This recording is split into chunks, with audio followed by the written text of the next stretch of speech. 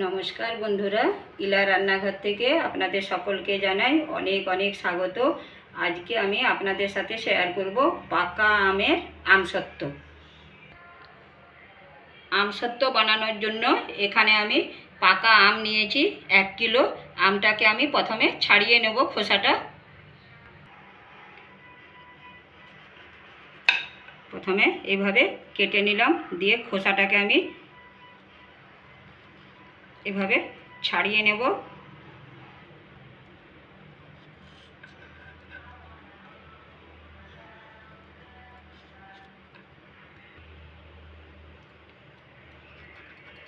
আমি আরও একটা আম খোসাটা ছাড়িয়ে নেব। এইভাবে ছুরি দিয়ে কিন্তু ভালো খোসাটা ছাড়ানো যাচ্ছে না।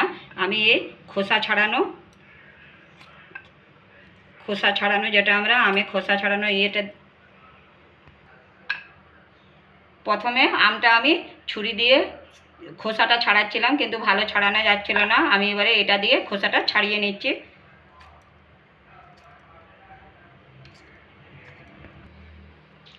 আমি সব আমের খোসাগুলো ছাড়িয়ে নিয়েছি।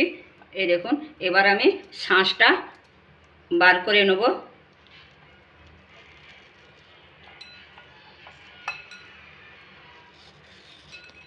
শাঁসটা বার করে আঠিটা আলাদা করে দেব। সব আমগুলো থেকে শাঁস আমি বার করে নিয়েছি। এইভাবে আঠি থেকে দেখুন পরিষ্কার করে নিয়েছি। এবার মিক্সির জার নিয়েছি আমি। এখানে আমগুলোকে আমি পিষে নেব। এখানে কিন্তু খুব যে মিষ্টি আম বা খুব যে টক আম নিই না, এখানে টক আর মিষ্টি মিলিয়ে আমগুলো নিয়েছি। ওই রকম আম নিলে কিন্তু আমসত্ত্বটা খুব ভালো হয়। একটুও কিন্তু জল দেব না। এবার আমি পিষে নেব। পিষে নিয়েছি আমটা আমি। এবার কিন্তু আমি কড়াইয়ে দেব।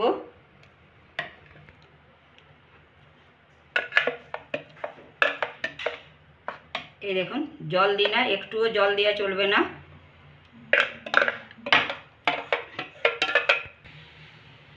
এখানে আমি চিনি দিলাম। চিনিটা 1 কিলো আমে 200 গ্রাম চিনি।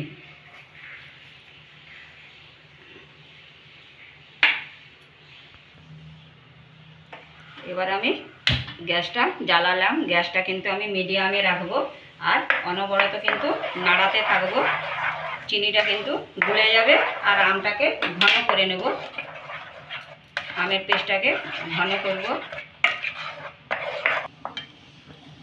এই দেখুন, অনেকটাই ঘন হয়ে এসছে, ফুটতে শুরু করেছে। এবার আমি গ্যাসের আঁচটাকে কমিয়ে,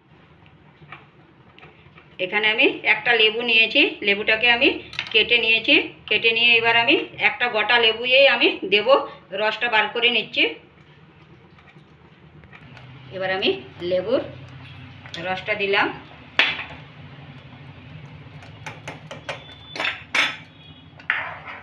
ভালো করে নেড়ে নেব।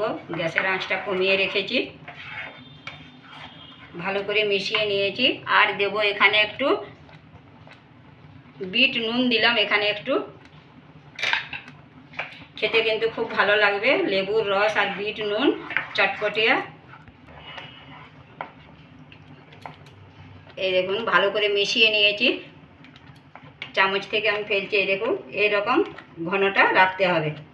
গ্যাসটা বন্ধ করে দিলাম। আমি এখানে দুটো থালা নিয়েছি। এই দুটো থালার মধ্যে আমি আমসত্ত্বটা বানাবো। এখানে আমি একটু ঘি লাগিয়ে নিলাম। ঘি লাগিয়ে নেব। আমি কিন্তু এখানে হাত দিয়ে লাগালাম।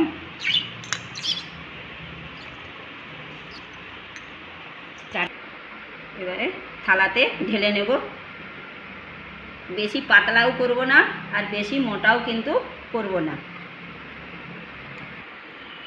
এইভাবে থালার চারপাশে ছড়িয়ে নেব। এই দেখুন, সাইডে যখন দেখবেন এইভাবে চারপাশে ছড়িয়ে যাচ্ছে, তার মানে আমের ঘনত্বটা ঠিক আছে।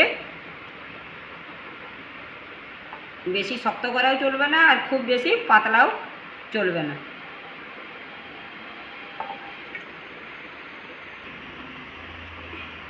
এইভাবে থালাটা চারপাশে সাইড করে এইভাবে, এই দেখুন, পুরো থালাতে আমি ছড়িয়ে নিয়েছি।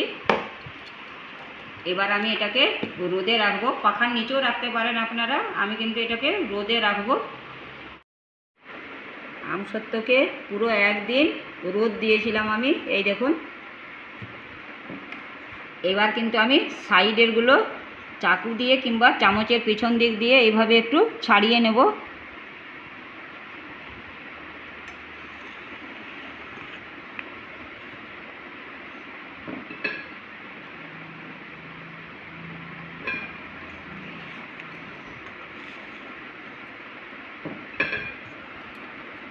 এই দেখুন কি সুন্দর ছেড়ে যাচ্ছে।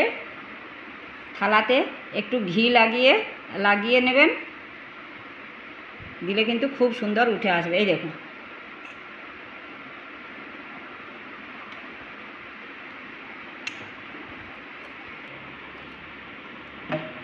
একটা তো কি সুন্দরভাবে উঠে গেল, আর একটাও এইভাবে সাইডগুলো ছাড়িয়ে নেব। ওই একইভাবে কিন্তু তুলে নেব, সাইডগুলো একটু ছাড়িয়ে।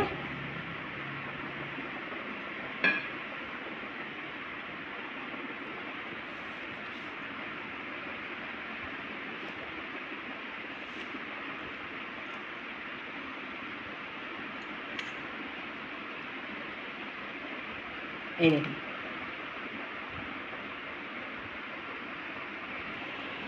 কি সুন্দরভাবে দুটোই উঠে গেল। এবার কেটে নেব সাইডে এইভাবে।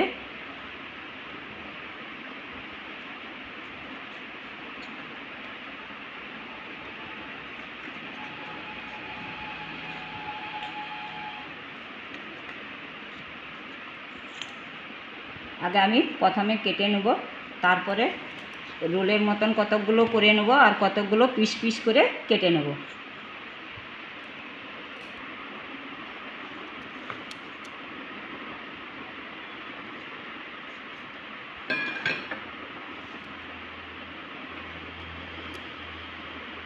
এইভাবে রোল করে নেব।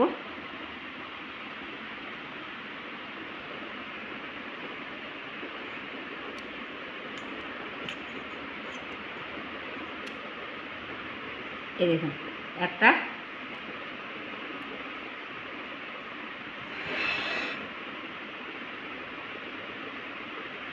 রোল বানিয়ে নিলাম। এইভাবে বাকিগুলো আমি কতকগুলো রোল বানিয়ে নেব।